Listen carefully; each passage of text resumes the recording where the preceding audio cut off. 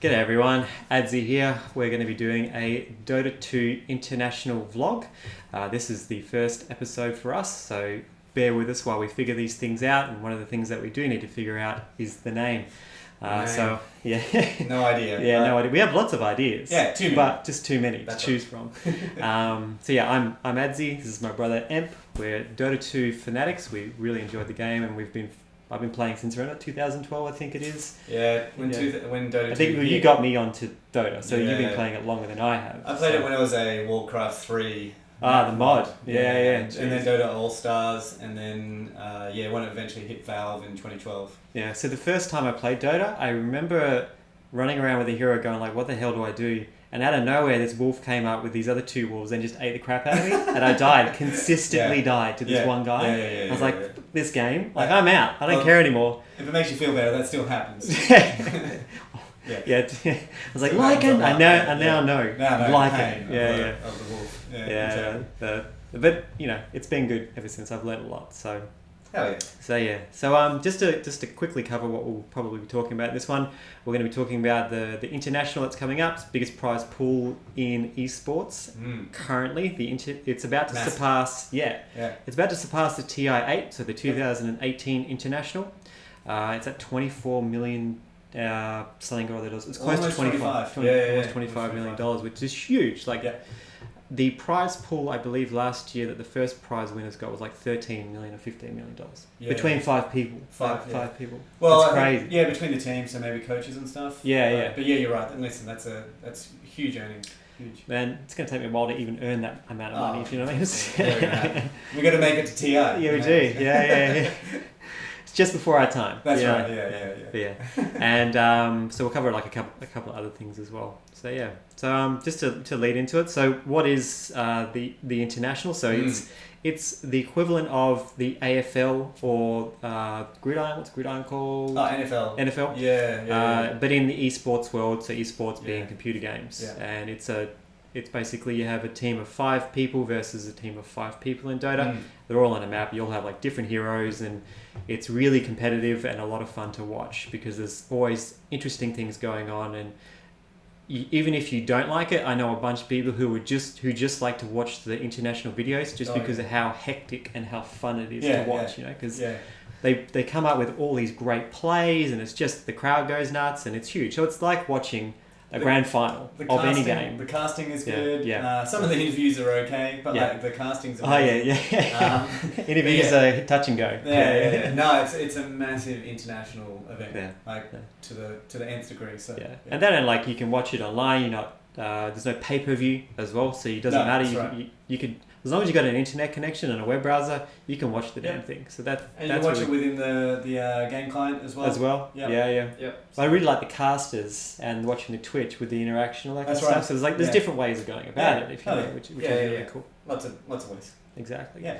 So that's the international. So the international we'll cover the dates. So the and the structure, I think.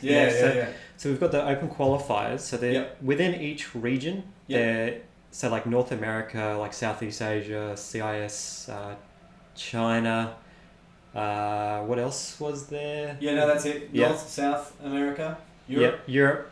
CIS, which is kind of like the ex-Soviet kind of bloc. China. Combat. Exactly. And Southeast Asia, of which Australia would be a part of. So in each of those areas, you're going to have what's called the open qualifiers, and they start on the 3rd of July. So I believe the 3rd of July will be a day behind, is it? Not sure. If it's because it's America. No, it's because it's in China, so it'll be lined up with us. So the 3rd of July, so it'll be roughly the 3rd of July. So open qualifiers, so in each region you'll have people who want to qualify for that region, and then once the qualifiers have been done, you'll then have the regional qualifiers. So out of those regional qualifiers, you'll have teams that will then go up to the group stage, and then out of the group stage you'll have a different kind of structure again, and then the main event. And even taking a step back, you've got for the last year, so since the last international, 2018, you've had the DPC, the Dota Pro Circuit. And so the Dota Pro Circuit has had both major events and minor events. The major events in those categories, the teams can earn a lot more points, which contribute to their final DPC standing. Yeah. And so the top, is it the top 8? No, top 12. Top 12, yeah. Yeah, top 12 yeah. in the DPC go straight into the international. And the bottom teams will then have to fight it out in the open qualifiers. Yeah, exactly. Yeah, cool. Yeah. So at the moment, I think we've got Team Secret sitting at the very top. Yeah, man, they've been DPC. this year has been the year for those guys. Yeah, absolutely obliterating it. Yeah. So I believe Puppy's been really innovative with his style and his gameplay and everything else. So he usually is pretty rock solid. Yeah, he knows what works. Yeah. So it's a bit weird for him to do that. And I think it's good. Yeah. We were actually watching a video from which was interviewing PPD, who's on in the team Ninjas in Pajamas. Yeah. That team's been around since the beginning of time. Yeah. So I see. And he was saying something fairly similar. So Puppy's really innovative, and so is Bid One. So listen, they're a team to look out for. Yeah. In the international coming up. So anything else you're excited about with the international? Just the international itself, man. Having it's in sleepy old Perth, which is where we're at. It's rare for anything big to happen out here, so we're always watching videos or watching TV of events that are happening elsewhere. So it's good that at our local casino, which I never go to except for once a year, which is the international. That's right. Yeah. There's this huge sports arena. They have 4 huge screens, right? And then the first year that they had it there, they had soccer on 2, and then Dota on the other ones, right? And then this, I think, is like the previous year they had Dota across all 4, and you just had a bunch of guys. All screaming their heads off, just going bananas over Dota. And everyone around us is like, what the hell are they watching? Yeah, it's amazing. No idea. Because there's literally a bunch of sport fanatics, quite rightly enjoying their sport with a bit of beer and some shouting. And all these nerds are just hanging around, watching screaming at a computer game. Everyone was getting real amped up. It was always like if there was a black hole or if there was huge play, everyone was screaming the house down. It was like, I'm excited for that. Pub stomps. That's what I really want to see. I'm excited because the last few years we've had to either watch really late at night or really early in the morning. Because Shanghai, I didn't even think about it. Shanghai's going to be on the same time scale. So we should just be able to watch it at the same time. It's going to be weird. I do. Well, I'm going to take time off now. 100%. So we get drunk in the day. I think it's there's like at least I'm a teacher, so there's like a long weekend for me. At that time, so I don't have to take too many days off. But it's just going to happen.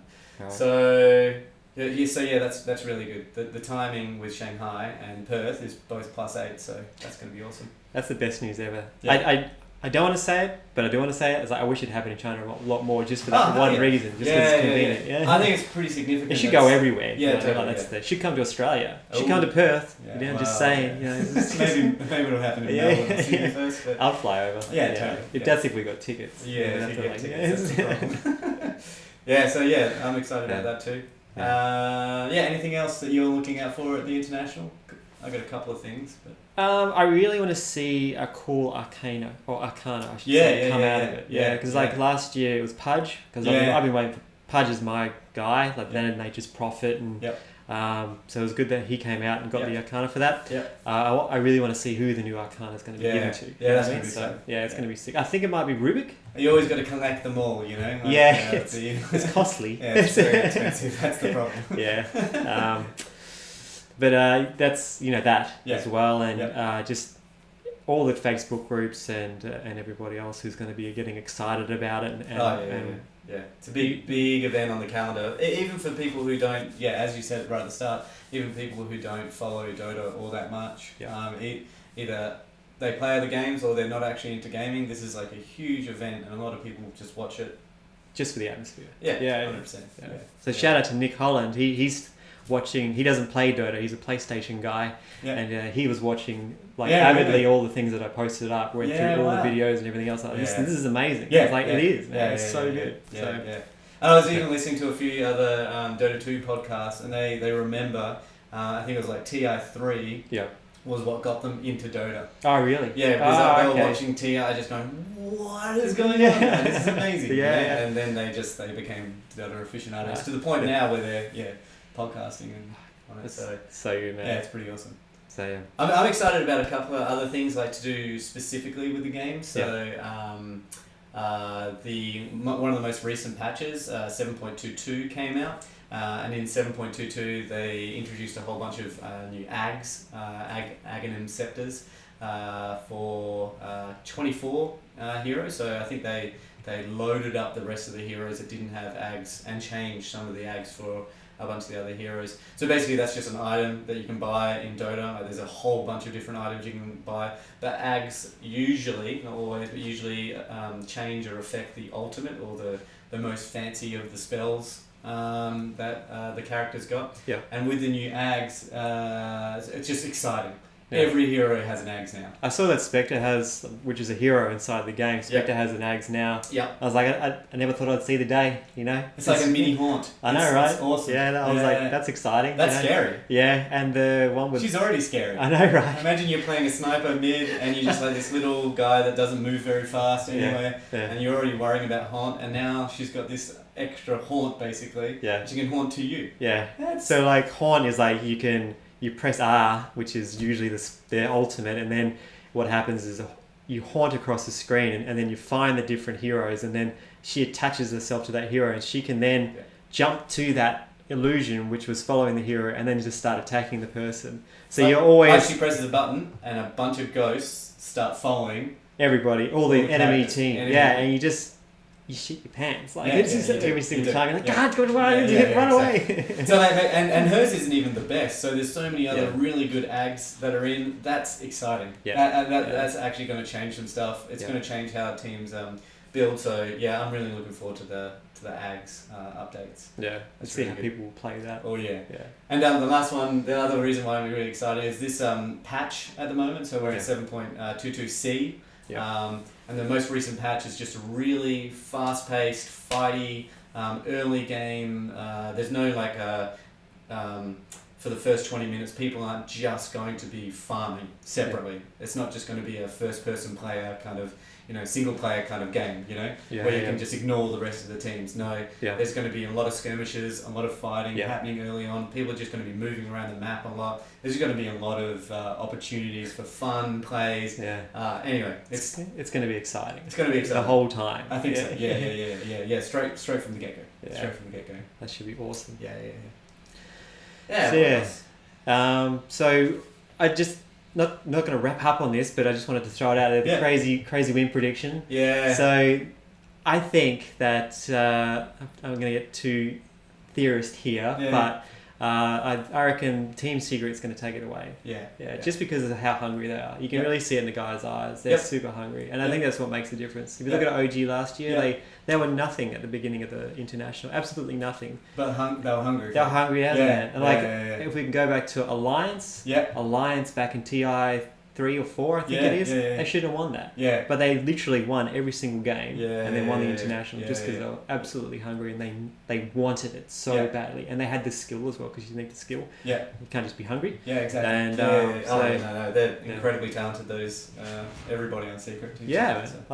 So when they're hungry, that's when you see the best plays. It's like the Anna of last year, selling out some item within 3 seconds, so he would know that he would have enough buyback into the game to then eventually win the whole game. Like, it was just crazy, like stuff like that. Was it part of the components for Butterfly? It was, it was like... Well, no, it was when Ring of Aquila was still in.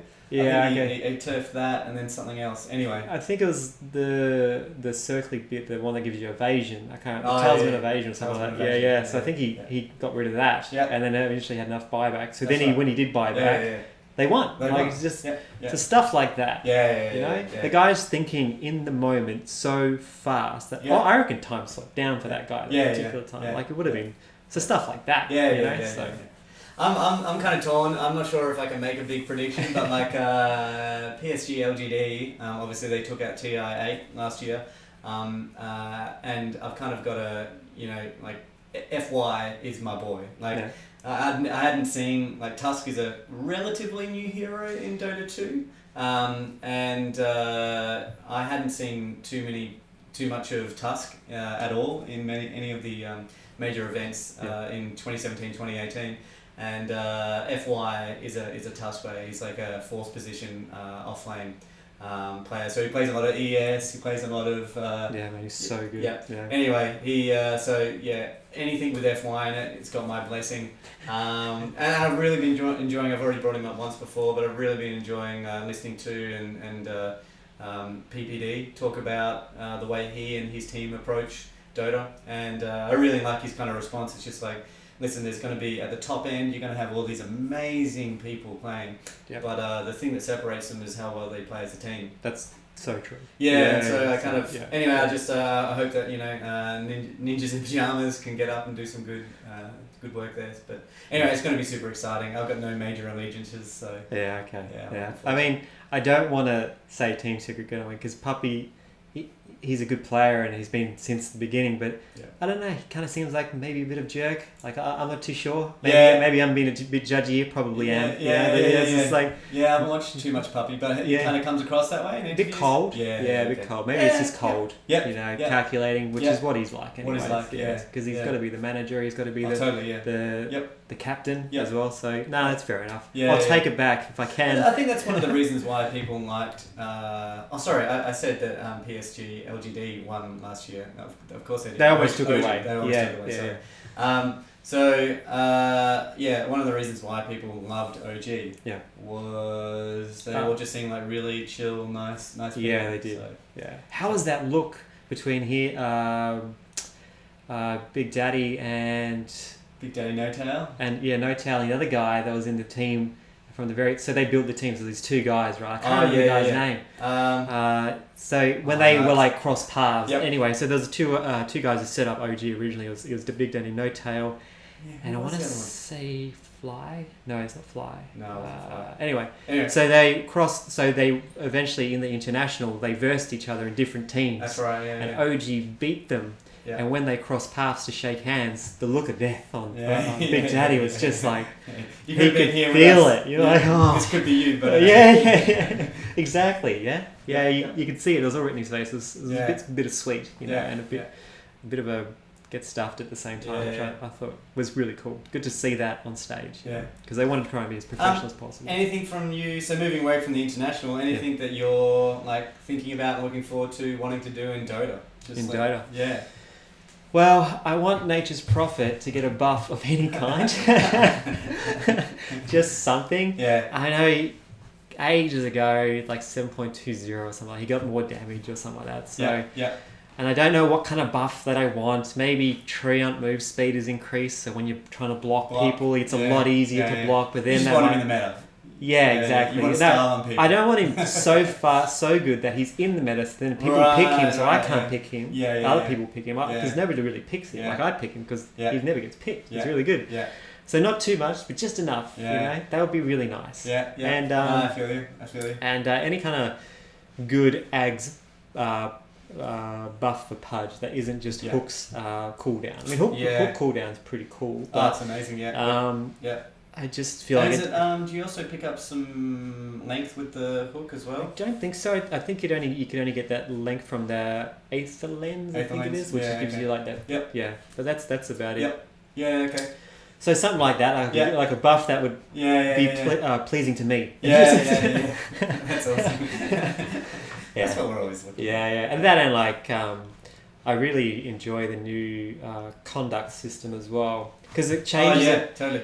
Because if we're looking at Facebook groups, so you'd have a bunch of people who would almost brag about being in low priority as if it was a cool thing to be. If you know what I mean? Like, it sucks, but I'm in low priority. I got this bad attitude, and that's cool. You know? And it was seen as a little bit cool, and they weren't really willing to get out of it. Like, who cares? And that end, if you got voted, there was, say if people reported you or downvoted you or whatever, I think it's just reported. There was no feedback overall to say, hey, you're not actually being a good person in game. That's right, you know what I mean? And I'm not sure, but like at the moment, so there's a few things that have been added in as well. Like, so you got your conduct summary, which is based upon, people, as you say, kind of upvoting or, giving you commends. But there's in the new system, you can also report people across 3 different categories, but you can also ask to avoid that player. Yeah, okay. In the future. Yeah, sick. Which is really, really awesome. Like, so if sometimes it might not be enough if you're playing in an area that always has the same people playing. So avoiding it is pretty good. And I'm not 100% sure, because I'm not sure if anybody actually knows this, but I kind of think that maybe like for like conduct players are getting matched with each other. Oh, really? Okay, cool. Yeah. I'm not sure about that, but it kind of feels like... Yeah, so it feels like maybe what's happening at the back end is Valve might be, or Dota 2 might be actually matching similar conduct summary people. Yeah. I feel like I've had a lot less toxic people and people a little bit more game oriented. Because when I saw my own conduct summary, I was like, something to be proud of. Yeah. I was like, oh, cool, I want to keep that. 100%. If you know what I mean. Whereas before it didn't matter. Yeah. And so this thing shows up in your face now, you're like, oh, well. Yeah. I think it makes a difference. Yeah, and I think that's a really good thing for the Dota 2 environment. Yep. I know League of Legends gets this as well, and sometimes in Overwatch there's the toxicity. Yeah. And it just, you can lose games just on a teammate's toxicity. Yeah. It's happened so many times and it drives you crazy. You know, people just start blowing up their own teammates, start playing the blame game, which is actually not fun at all. No, I don't like that. So team game. Exactly. Team sport, so I like that. Yeah, just sweet. in general. Yeah, nice. So give me a buff, and I like the conduct summaries. Yeah, that's awesome. For me, like my Dota 2 story over the last little while has just been I've just been trying to grind out of my MMR bracket. Yeah. So I know that's like something that every Dota 2 player does, but it was only about. But you've been having a lot of success with it. Yeah, it was about a year and a half ago. As I mentioned right at the start, I've been playing Dota 2 since or Dota since it's been around. But it was only about a year and a half ago that I sort of thought to myself, well, I'm actually going to play this for realsies and try to do well. So, I started playing and focusing in on and learning. So I started listening to a lot of podcasts and watching a lot of great Dota 2 YouTube channels and learning as much as I can, and just slowly been grinding out. So I think, where am I at the moment? So about a year and a half ago, 2 years, I might have been as low as 1,000 MMR or even lower. Both on solo and party. And now I've just gotten up to around 2.7k. So I've grown so 1,700k. Yeah. Jeez, man, that's really good. Yeah, it's good. But it's still pretty low in terms of where the Dota world sits. But really been enjoying learning a lot more and focusing in on making myself a better Dota 2 player. So, cool. Yeah. So that's kind of that's what I'm looking forward to. Keep going. On the rise. The rise. Yeah, man.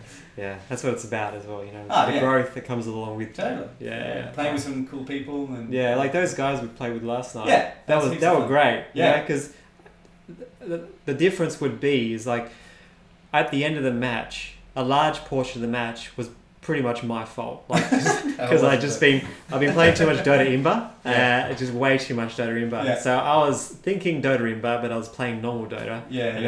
It's actually slower. If everyone knows what Dota Imba is, it's basically a blown up version. Or you get Dota and you times it by 10, and that's Dota Imba, so imbalance. So it's a lot of fun. I really enjoy it. The craziness. It seems fun. And so I went into the match with that style of thinking. This is times 10, and I just didn't do well. And I fed a bunch at the very beginning, and that's to the carry of all things that I should feed to. So I feel a little bit responsible, if you know. I was I should have played a better game, but that's what it is. And at the very end of the match, I said, look guys, this one's on me. I do apologise for that. And everybody else in the game was like, hey, no, I did this and this thing. So it wasn't just usually if you'd said that, you get a, it was. I hope I never see you again. Exactly, don't want to play with this guy. Exactly. Tick that box. So that was really cool. So that was playing with good people is always it just makes the biggest difference. It makes even if you lose, it's still enjoyable. You know what I mean? So whereas before, sometimes when you lose, but it's like a close game, and you were just back and forth, but you rarely get that. You know what I mean? So usually it's a stomp. So it's good to have that. I think. Yeah. Anyway, might bring it to a close. Yeah. It's been really good chatting. Yeah. I'm looking forward to doing some more of these videos. If you enjoy them, let us know. We'll definitely do them more. Give us some tips in the comments. And listen, TI9, we're really far out from the main event.